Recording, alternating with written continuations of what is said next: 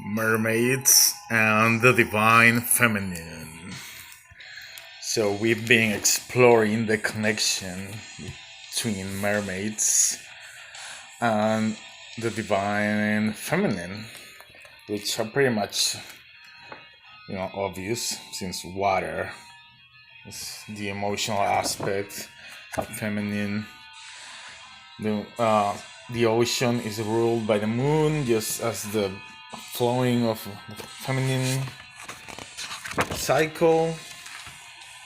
Lakes, we have the Lady of the Lake in Arthurian legend also, which might be one of, actually, I'm pretty sure she's one of the 9 sisters, like one of the of Morgana's sisters, the Lady of the Lake. These 9 sisters live in the island of Avalon, the island of apples. The apple, is also a fruit in Nordic legend that gives the gods immortality. Iduna is the goddess of the apples, right? She carries the apples of immortality from this garden. So the island of the apples of immortality, so I have here a beautiful book, Fairies and Demons and Other Magical Creatures by Edward Breezy. Oh, yeah. So Edward Breezy here. Breezy. Sorry, I'm chopping the name here. So this is a pretty large book. So really large. So, hardcover as usual. All right, we have here, some. Probably I'm gonna have to credit the art too. Might not be here. Well, so we have fairies and demons, right? So all sorts of fairy legends from all. But obviously, what I'm interested in is the water spirits.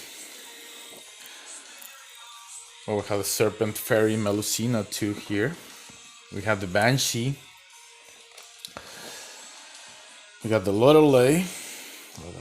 This is some really old painting of the Little Mermaid by Harry Clark. It's a 1916 painting. So we have here stories about the Undines. Okay, so we're gonna credit all of them in due time.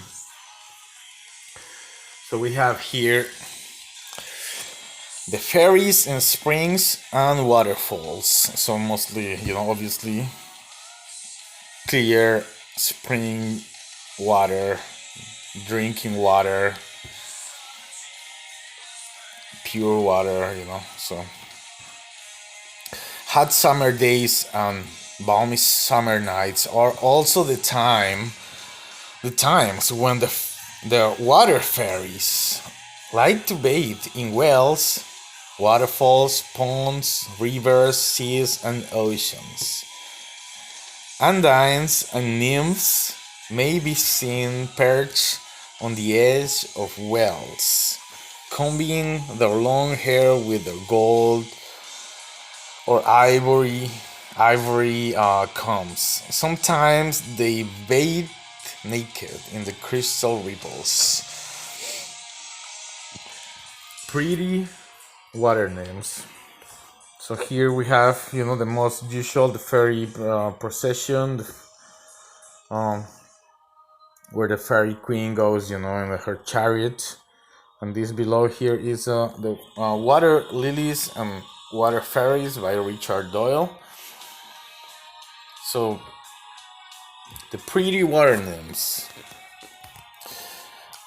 A virtuous well, about whose flowery bank the nimble-footed fairies dance their rounds, by the pale moonshine dipping oftentimes their stolen children, so to make them free from dying flesh and dull mortality. And this is the faithful shepherdess, John Fletcher, 1579, 1625.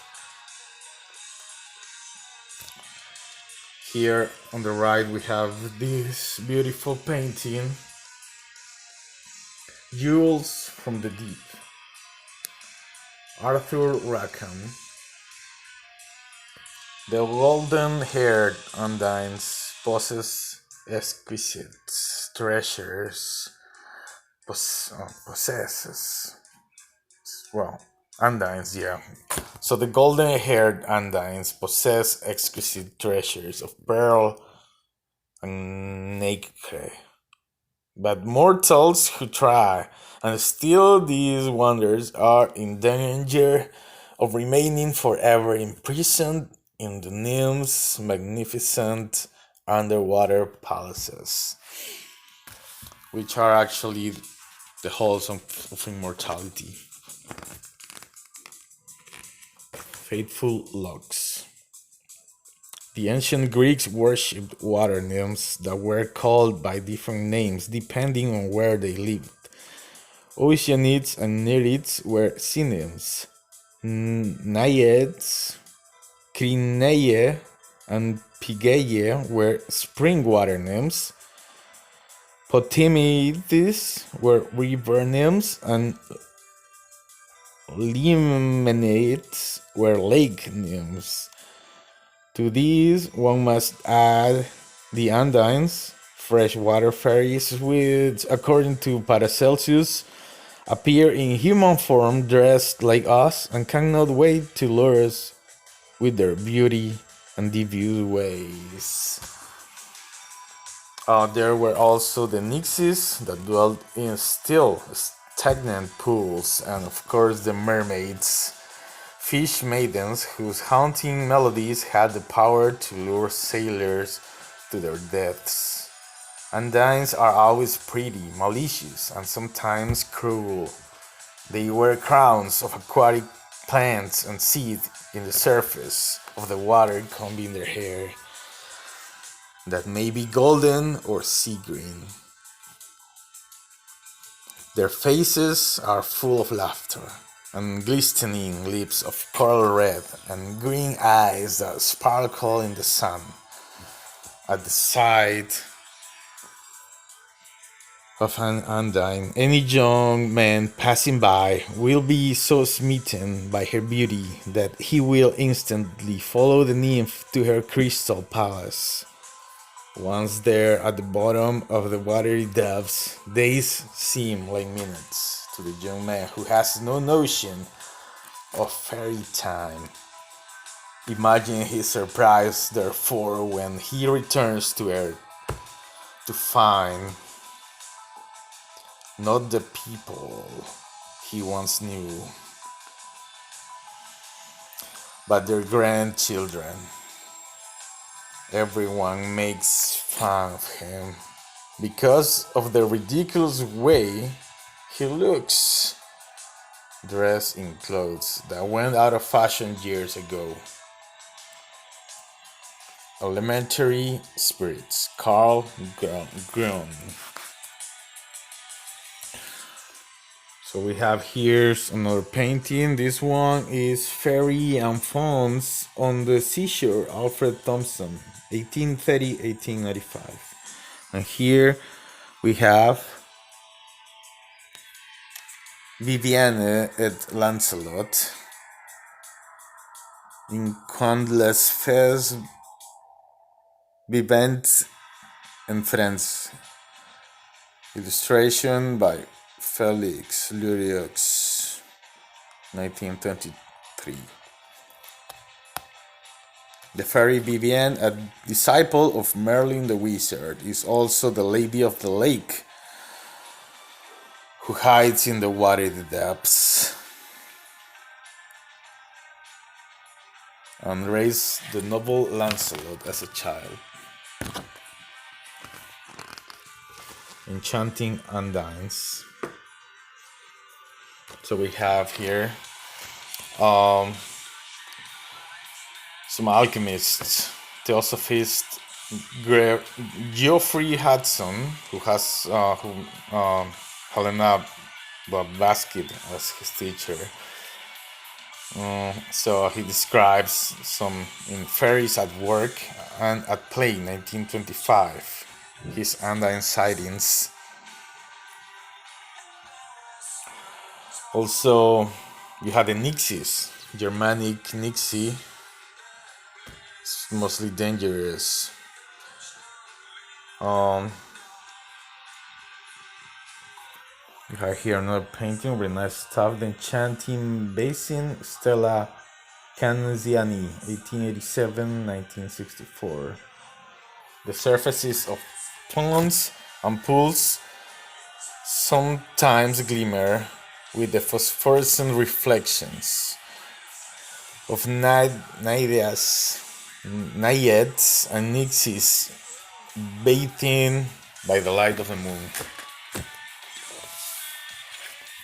You have here a legend, the Lovelorn Undine.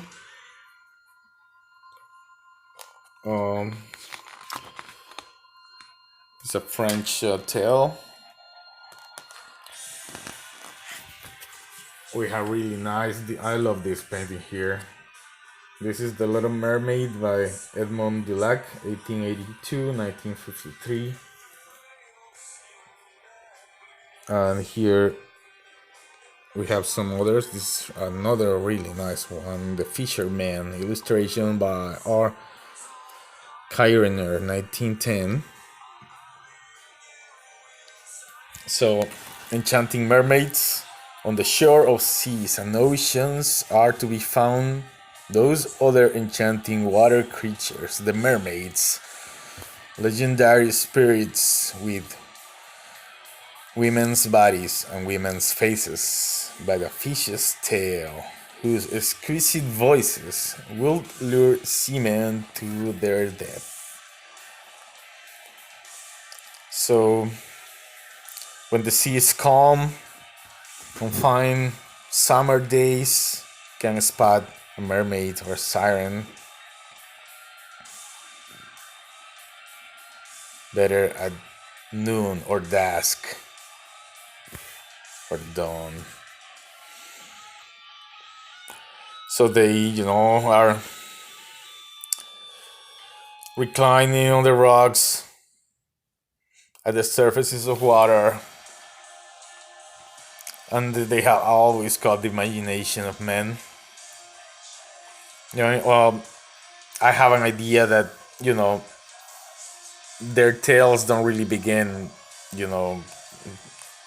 right under the navel, but way lower. Like, they definitely have, will have only probably tail up to a little bit more than higher than their knees.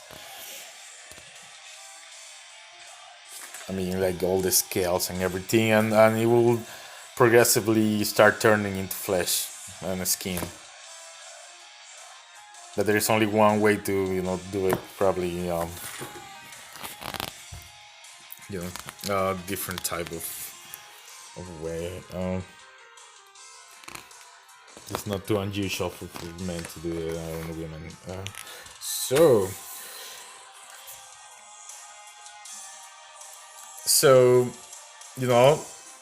there is like a taboo with the mermaid's body, like her hair. So, they always advise not to touch her hair. Mermaid's hair can, just, like let loose a storm or anything like that. And there is one of the 9 daughters of Aegir, which is Bloodugada, which actually means blood-haired women, or woman, actually, blood-haired maiden, like the one with the bloody hair.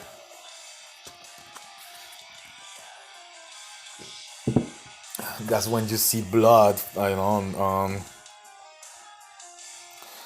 on the waves, on the foam too.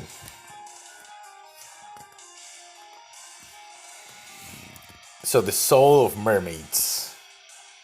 So according to legend, like mermaids don't have a soul and they have to like marry, supposedly. But this is like a Christian actual.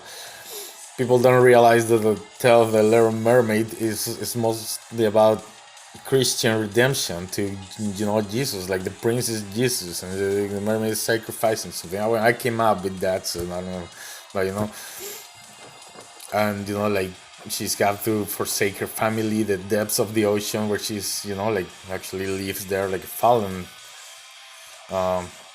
person without a soul, and she has to reach the prince to gain a soul and a spirit. But actually she's redeemed because the purpose of this ordeal wasn't for her necessarily to marry the prince. She just had to love him because the prince was destined to marry someone else who is actually the other aspect of this, the alchemical wedding. The chemical wedding between these two aspects of divine children. So Jesus is one aspect, and this other aspect is, it could be wisdom or, mostly divine wisdom. So the mermaid just had to love him, and she does that because she doesn't kill him. She doesn't, turn her back on him to go back to the ocean, to the abyss where she came from. She actually rather die. She rather and than to kill him, because at the end he's just a human, worthless human. It's no big deal. But she decided to love him and die. That's why she's turned into a spirit. Right, so there is neither fish nor carp that it has not moved to tears. Only the mermaid has never stopped singing. Sing, mermaid, sing. You have all you need to sing, with the sea to drink, and my lover to eat. Song of Poetui. I don't know what that is. So a large part of that fear, it has to be said, was rooted in the belief that mermaids were creatures from hell that seduced men to devour their bodies and steal their souls.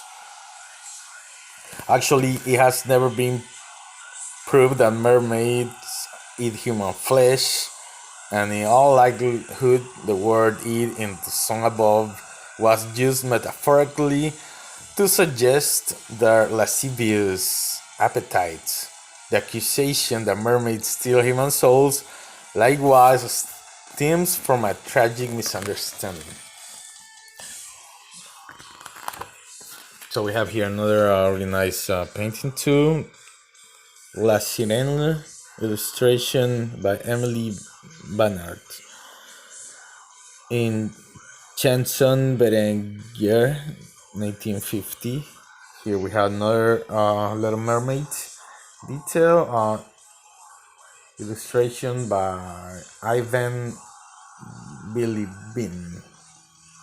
And right here, the Harry Clark illustration of the Little Mermaid from 1916. Really nice. Here should be explained that in common with other little people, mermaids were originally conceived without the immortal soul that remains the exclusive privilege of human beings.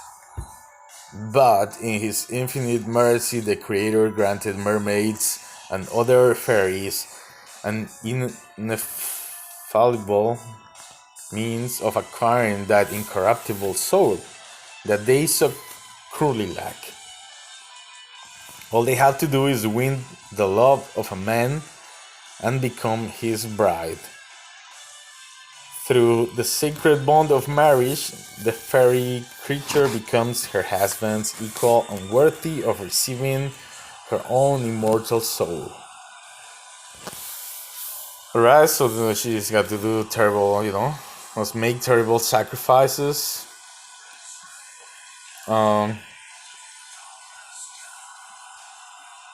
So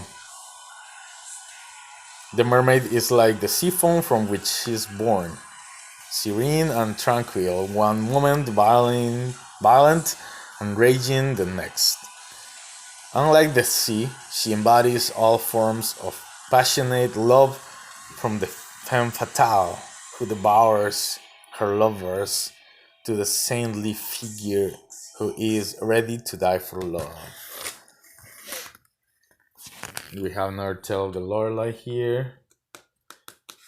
We have here the Sea Maidens, Evelyn de Morgan, 1855, 1919. So, in the Little Mermaid tale, also they talk about 6 sisters. But if you think about it, they use the 6 because they didn't want to give up the secret, which is the 9. So this 6 actually is just the 9 turned around. So they weren't 6, they were 9. They were 9 sisters. Oh, we have the wild ladies, some like Celtic tales also. Oh yeah, this is a really beautiful book. The Melusine, which is have a serpent. Just we have this book right here, Fairies and Demons. We have another book of fairies here. Brian Freud and Alan Lee. It's called Fairies, only Fairies. And we have all these fairies, and the stories about fairies and drawings about fairies. Really nice here. And and what I want to look for is the water fairies, right? So looking for the water fairies. Water has always been of importance in fairy lore. Its ambivalent nature as provider of food, nourisher of crops, and taker of lives makes the divinities associated with it particularly potent. Like the rivers and pools they inhabit, the Glystics, Undines, Nixies, Lorelei, Rusalki, Naiades, I have to look that word up. Naiades, or something, okay. Naiades, and others combine the qualities of beauty and treachery. So it has some nice art here too, those beings who dwell in or near rivers and streams tend to be less dangerous than their counterparts in the sea and lakes, in the seas and lakes.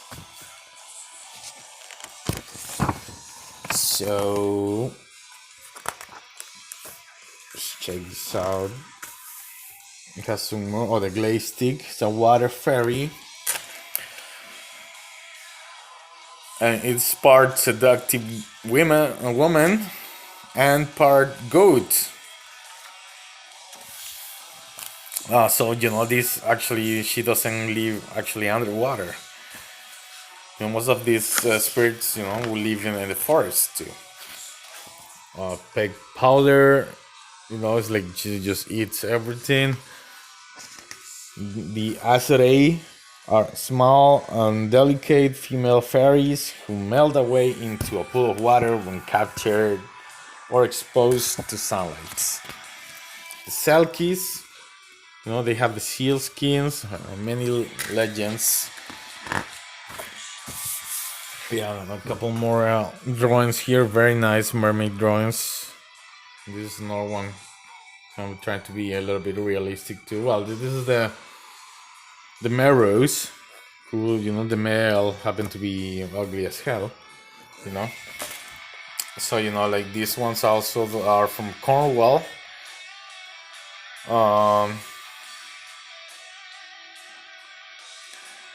So the mermaid will grant wishes to someone who will help her. But sometimes she will still try to drag the person to the bottom of the ocean. He'll have to be smarter and make sure he gets his reward and not be doesn't get killed. Here, this is another nice fairy book. This one is Fairies, Darways to the Enchanted Realm, by Lori Eisencraft Palazula. Alright, so alright, we have one nice here. So water sprites might play with you at a seaside retreat, frolicking merrily and splashing about, while sea nymphs may help the lost seafaring soul find his way home, or maliciously lead him to his death. So very nice. We have another water spirit here. No, this nice one too. Do not approach any fairies unless you are invited, and unless a fairy speaks to you, it is up to you to make a judgment call, initiating a conversation. This is kind of related to it. It says a water spirit here, very nice. Alright, so these are water divinities that were pretty much reduced to just fairies or spirits or even demons. They actually were deemed to be demons before, but they probably thought it was giving them too much power anyway, so they just had to be like, okay, they aren't even real anymore, screw it. But the spirits are real. If you believe in gods, in angels, in anything supernatural, water is the origin of life. We came from water. Water, the ocean, the cosmic ocean that gave birth to the planets, also manifests as the ocean that gave birth to life. And we come from life, from the primordial life that was formed on the oceans and water.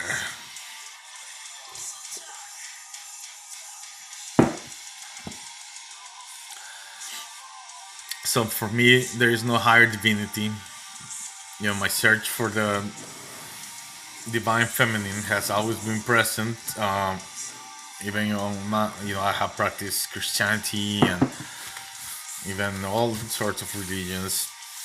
Even Hinduism, they still have the Great Mother.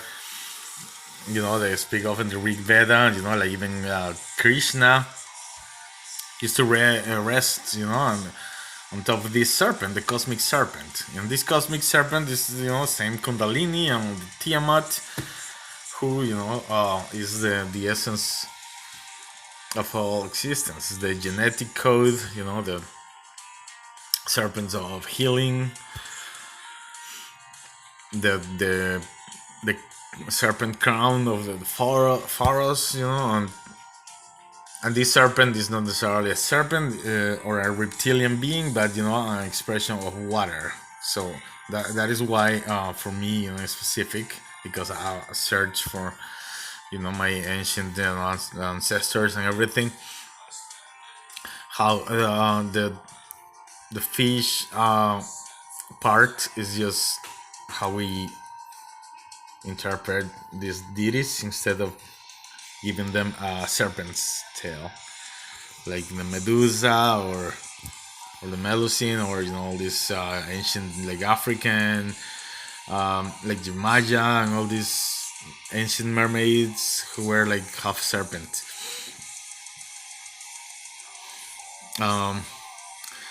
Yeah, and the Asian too. The Asian they have mostly have serpent beings, like dragon, like mermaids. So that is all for the series on mermaids and the divine feminine. Well, actually, I didn't touch yet. I'm gonna come back to make the last video. All right.